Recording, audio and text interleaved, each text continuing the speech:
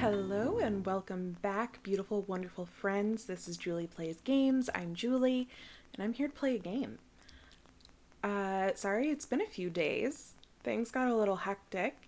I live in Chicago. We had a tornado yesterday, or a tornado warning, for like an hour and a half. It was pretty crazy.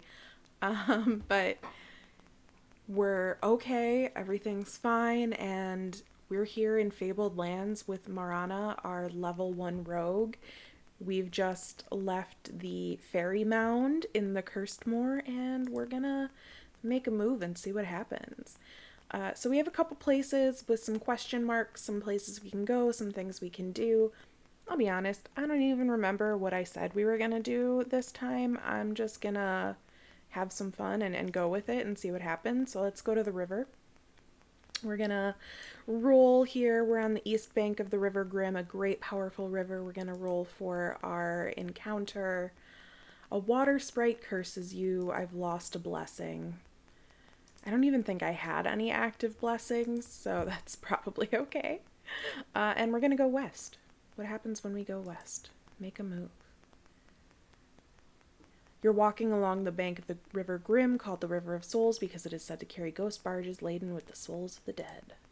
Rolling for an encounter, an uneventful journey. I'll take that. You know what? When you're on the River of the Dead and nothing happens, probably consider that a good thing. So here on the flat country of southeast Golnir, the River Grim meanders before sluggishly, debouching into the swampy delta of the Magwort Fens. Lush cornfields are on one side, the surging river on the other. You reach a point where it's possible to ford the river, cross a causeway of ancient weathered stones. We're going to strike out to the west. We're going to see what's out here. It looks like we got a couple little villages, a castle, an even bigger village down here. This is all very cool, very exciting.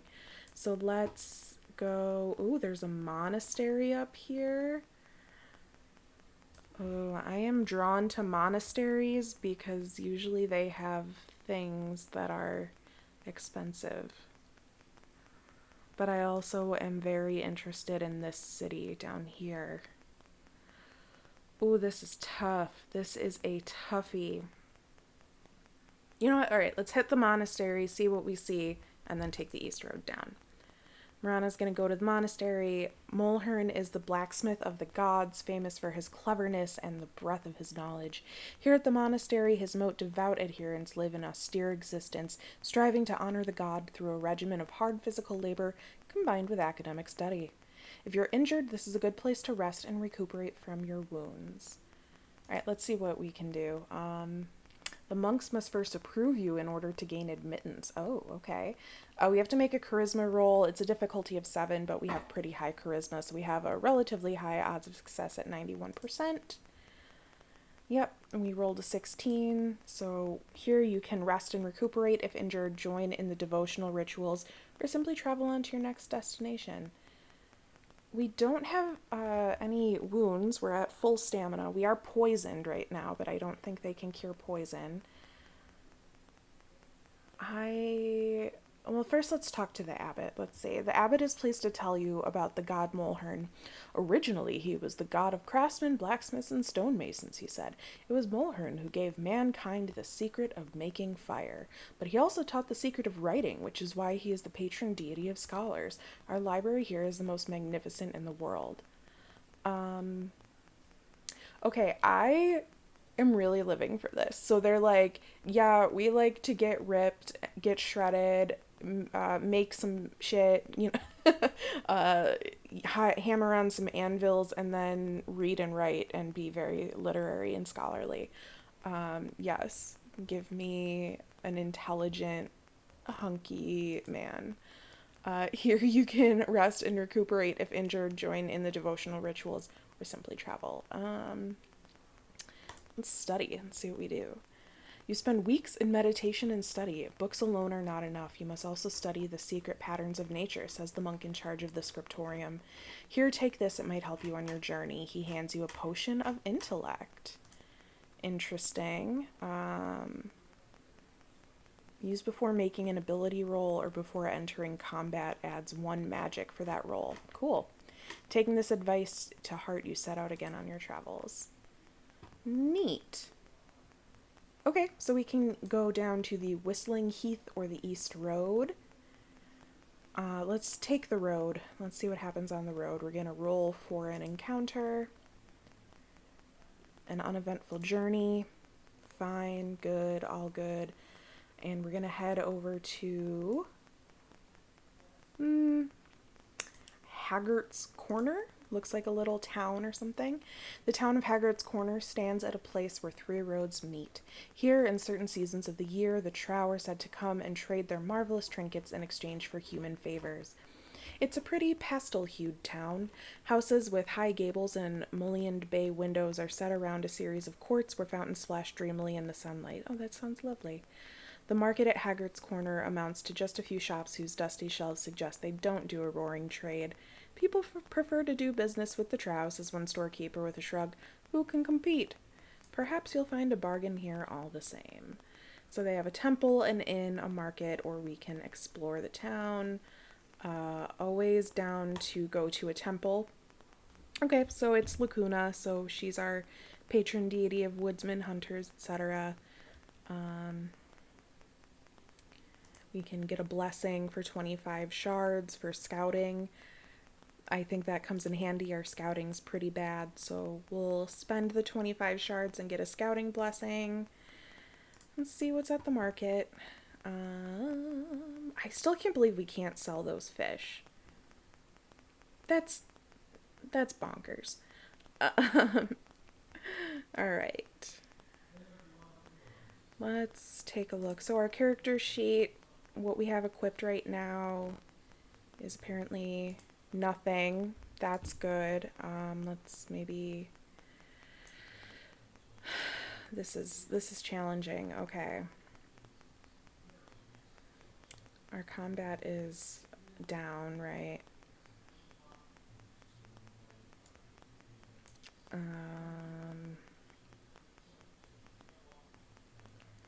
Piercing. Let's see, can we use this? I don't know if we can use this. We'll find out. Okay, that's an alchemy ingredient, a potion, a magic trident that I feel like we are maybe supposed to be bringing somewhere. Okay, so let's see. We need to beat a 4 to 7 damage to make a weapon worth it here. 1 to 6, 1 to 3, 3 to 5, 2 to 5, 1 to 7, 1 to 2. Yeah, that's not looking promising. I do want to get some bolts here, so let's buy 10 of those. That way, eventually, when we're leveled up enough, we can use this crossbow. Okay. Alright, that's all we'll do at this little market spot. I don't think we really... Well, we can sell this. We can sell that. We can sell those. Alright, got a little money back. If we go to the inn, doesn't look like there's even people we can talk to here. So the Saucy Goblin Inn. Oh, the Saucy Goblin. Cute. Explore. All the talk in Haggart's Corner seems to be about the Trow. Maybe find out what that's all about. Ask about trade with the Trow. You've got to wait inside that ring of standing stones, says a flower seller, pointing out across the meadows. Some nights the Trow will come, most often they won't.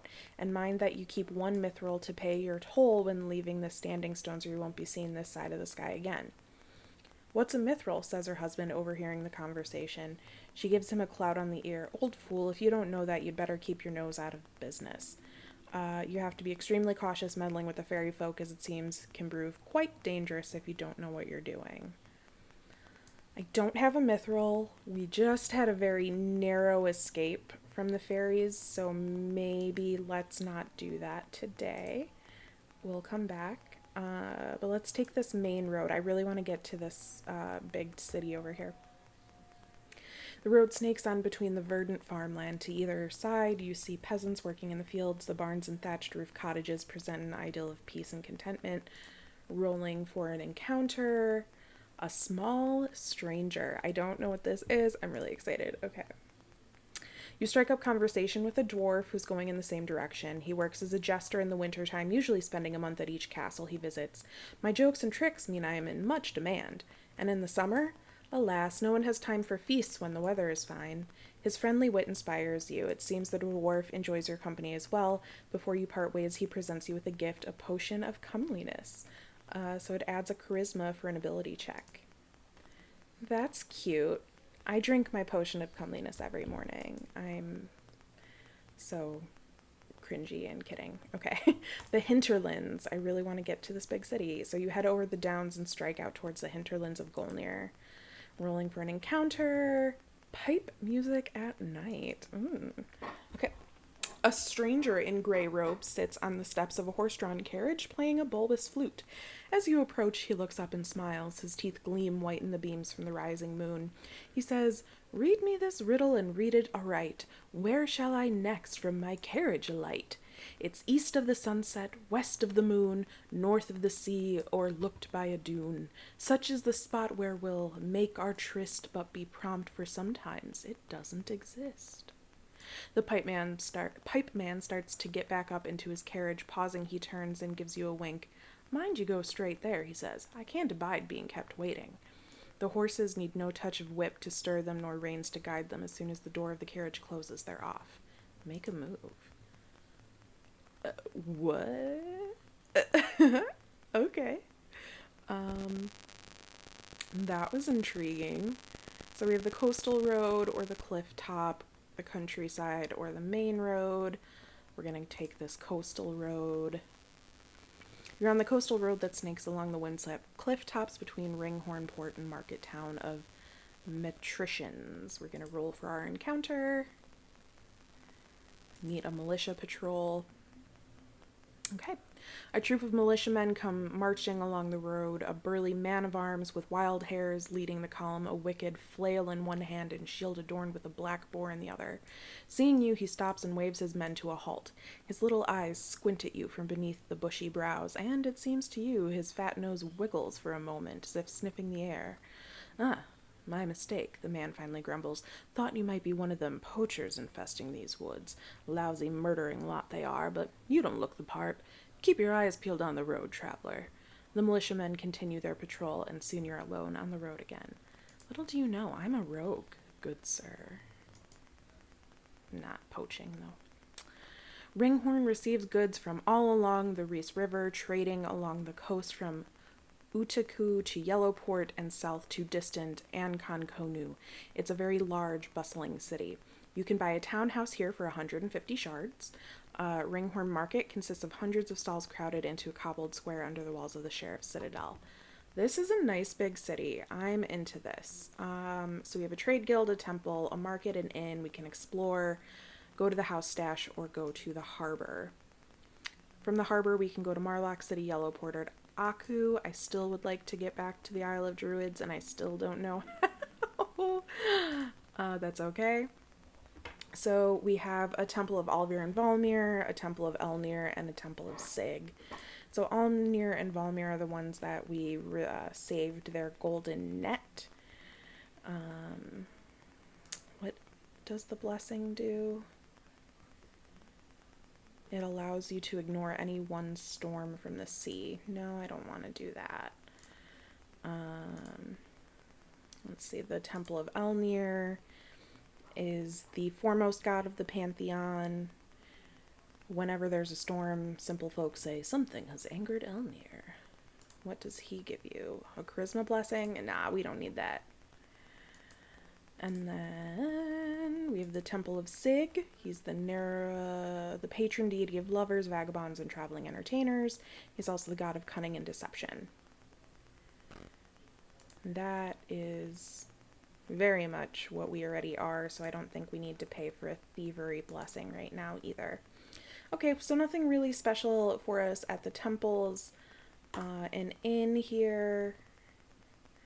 For 5 shards, we can listen for some rumors, so we're going to go ahead and do that. So you overhear a storyteller regaling a group of farmers from a nearby village with his tall tales. He tells the story of a trow that for some reason took up residence in a farmer's field. It caused no trouble until harvest time, when it decided to make its bed in the haystacks. Each day the farmer and his sons piled up the bales of hay. only to find them scattered all over the field by the following morning. You know what that farmer did, says the storyteller? He got a pot of fairy mead, which the trow love. The trow got drunk on the mead, and that was left out, fell into a doze, and the farmer's son killed it with their pitchforks when they found it next day asleep in the haystack. Where'd he get the fairy mead, you ask? Ah, that's a different story. So tell me that story, my dude. Why you gotta keep that to yourself? Okay, so if we explore, we have the option to put out to sea, travel upriver, or journey overland. The fare to travel upriver is 5 shards. And we can buy a house here for 150 shards. I would like to be able to store some stuff, and we only have that one house on the Isle of Druids that we can't get back to. Let's do it. So from here, we can see I do have 100 coins in my stash. We'll put these weird fish that I can't do anything with in. Oh, fairy mead. I didn't realize that's what that is. Interesting. Okay. I might hang on to that and go to that place that the people in that town are telling me about. We're gonna hang on to that, and we're gonna put that there. Okay. All right, I'm fascinated now that I know we have this fairy mead. I really want to go back to where those fairies were. Oh shoot, we're being attacked by highwaymen. Well, Marana has 9 shards, so I'm not too worried. I lost 9 shards. Okay, I'd rather do that than die. The hinterlands, rolling again. An uneventful journey, thank goodness for that. Up the main road toward this town, rolling a die for the small stranger again. He gives us another potion. I'm okay with that. Haggart's Corner, where we explore, ask about trade, and go out to the Standing Stones. Okay. Unfortunately, this will have to wait until next time. But we are going out to the Standing Stones to wait and to see if the trow arrive or not. Thank you so much for joining me, wonderful, beautiful friends. I hope you're looking forward to next time to see what happens with the trow and Marana. And until then, have a good day.